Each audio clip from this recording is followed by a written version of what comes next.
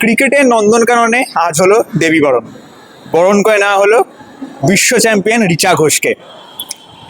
একের পর এক পুরস্কারের ঝুলি যেন তার জন্য আজকে খুলে দেওয়া হলো। উপস্থিত ছিলেন অনুষ্ঠানে, এই যে ক্রিকেট নন্দনকানন অনুষ্ঠানটি হলো সেই অনুষ্ঠানে কিন্তু উপস্থিত ছিলেন মাননীয় মুখ্যমন্ত্রী মমতা বন্দ্যোপাধ্যায়।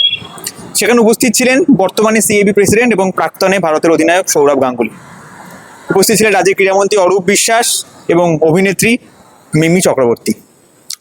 প্রথমে যে পুরস্কারগুলি তাকে দেওয়া হলো সেই কথায় আসি।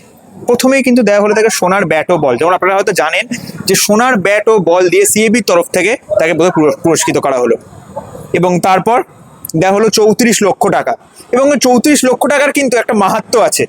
মনে আছে যে ফাইনালে যে 34 রানে যে ঝোড়ো ইনিংসটি রিচা খেলেছিলেন, যার জন্য হয়তো ইন্ডিয়ার জিততে শেষের দিকে অনেকটা সুবিধা হয়েছিল।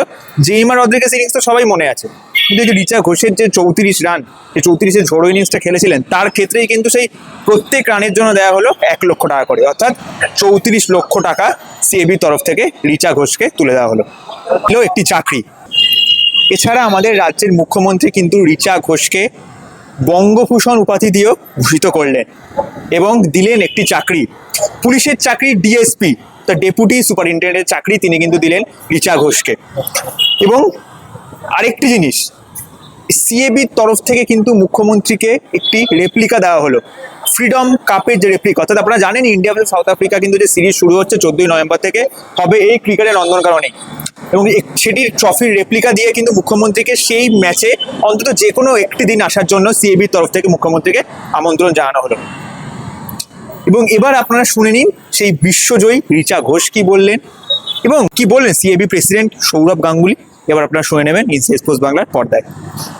এবং রিচার সম্বন্ধে যে অ্যাডভান্স আমাদের এক্সপেকটেশন, আমরা এক্সপেকটেশন রাখবো কিন্তু মেন্টাল প্রেশার দেব না, তাকে আস্তে আস্তে এগোতে হবে। প্রথমেই যদি তার কাছ থেকে আমরা অনেক কিছু আশা করে ফেলি, ও যা করছে ওর মতোকে করতে দিতে হবে।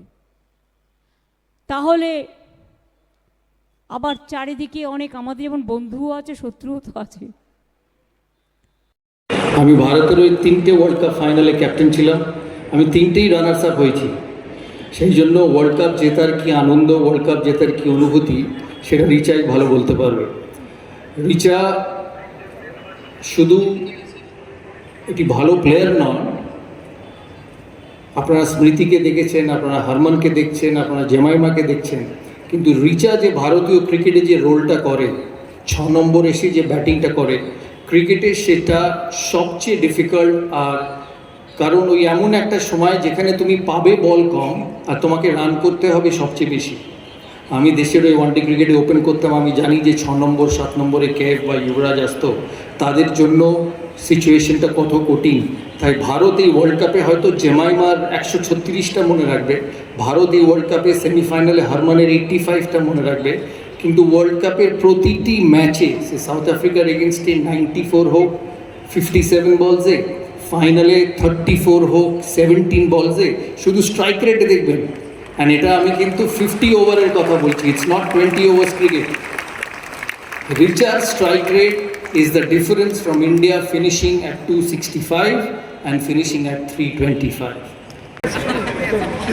প্রথমে বলি মাননীয় মুখ্যমন্ত্রীকে আমার তরফ থেকে ধন্যবাদ, সৌরভ স্যারকে থ্যাংক ইউ স্যার, জুলদি অফিস ভেরিয়েন্ট যারা যারা আছে থ্যাংক ইউ সো মাচ।